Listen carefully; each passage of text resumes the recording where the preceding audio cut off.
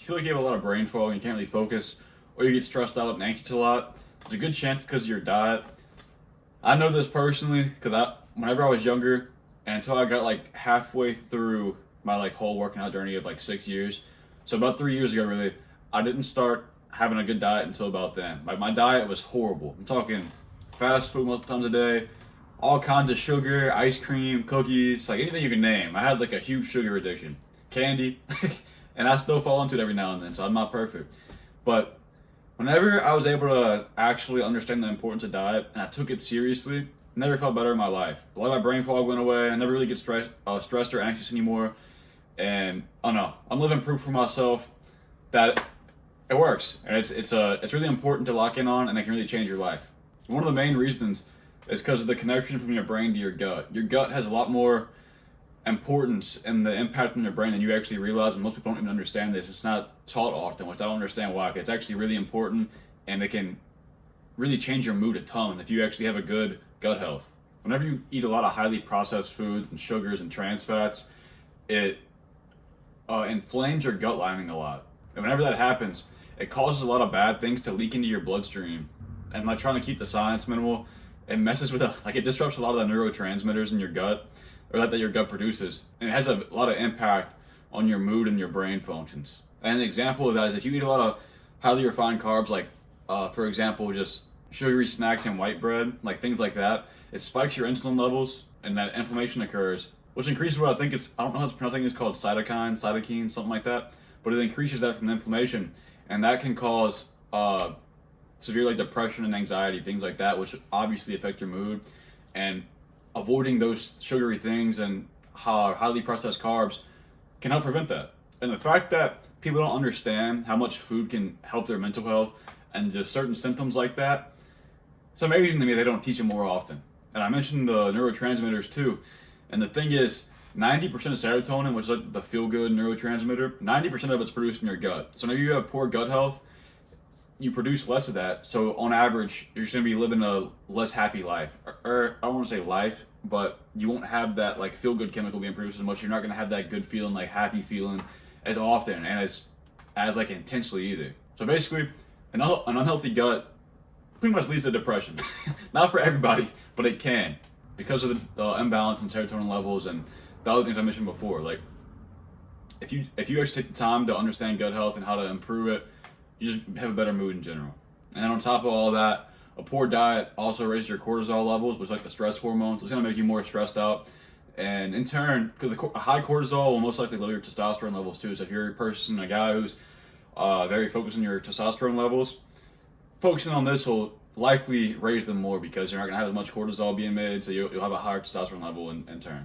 And then one more thing that I wanted to mention in regards to all this is that if you're eating a lot of sugary stuff, it spikes your blood sugar level, and whenever that drops back down, it's going to give you a crash, and you're going to likely be more tired throughout your day and also more irritable. So you're just not going to be as in good of a mood as you could be, and you're also not going to be as energetic. Like if you work out a lot, you'll have a better workout if you stop eating the sugary stuff, or you're just really just the people around you will enjoy being around you more too, because you're gonna have more energy and you're also gonna be as irritable. So it's another good thing about having a good diet.